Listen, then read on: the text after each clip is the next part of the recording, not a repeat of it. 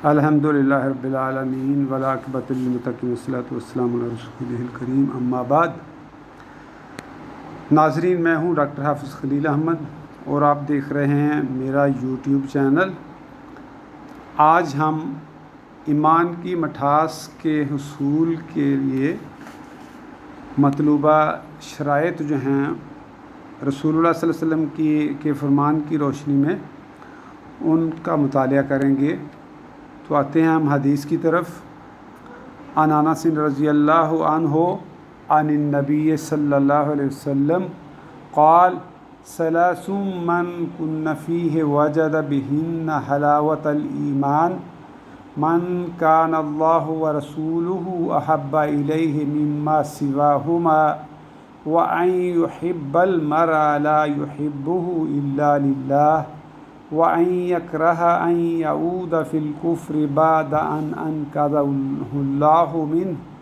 كَمَا يَكْرَهُ أَن يُقْذَفَ فِي النَّارِ۔ اس حدیث کو امام بخاری نے اپنی صحیح بخاری میں کتاب الایمان کے تحت اور باب حلاوۃ الایمان کے تحت حدیث نمبر 16 میں، اور امام مسلم نے اپنی صحیح مسلم میں کتاب الایمان میں باب و بیان خصال من اتصف بہن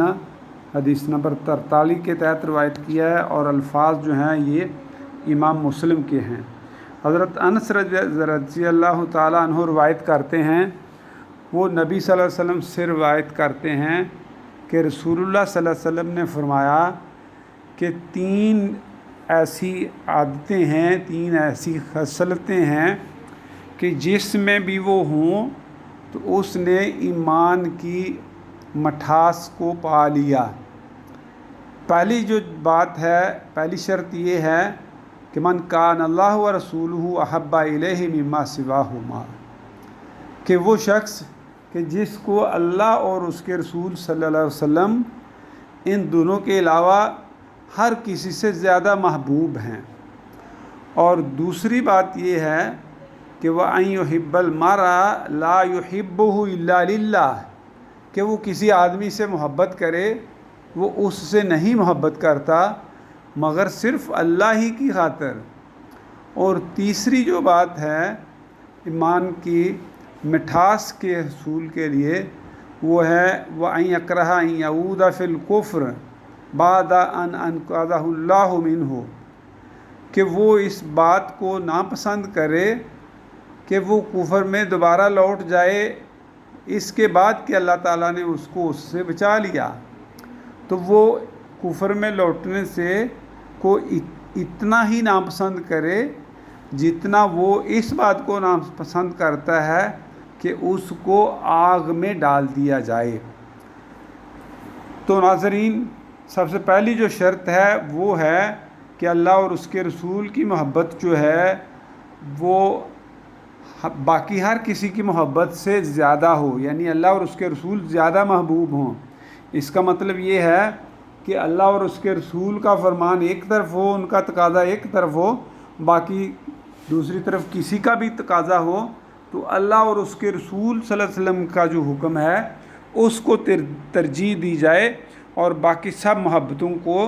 اللہ اور اس کے رسول کی محبت پر قربان کر دیا جائے۔ دوسری بات یہ ہے کہ اگر کسی سے محبت ہو تو وہ صرف اس لیے کہ وہ مومن ہے، وہ ایماندار ہے، اس لیے صرف اس سے محبت کرے، اور دنیاوی غرض نہ کوئی ہو اور کوئی مطلب یا مقصود جو ہے اس کا حصول ذہن میں نہ ہو، صرف اور صرف اللہ کے لیے۔ ایک حدیث میں الحب للہ والبغض فی اللہ، یعنی اللہ ہی کی خاطر محبت ہو اور اللہ ہی کی خاطر بغض ہو۔ ایک حدیث میں ہے کہ اللہ تعالیٰ ان 2 آدمیوں کو جو اللہ کے لیے ایک دوسرے سے محبت کرتے ہیں،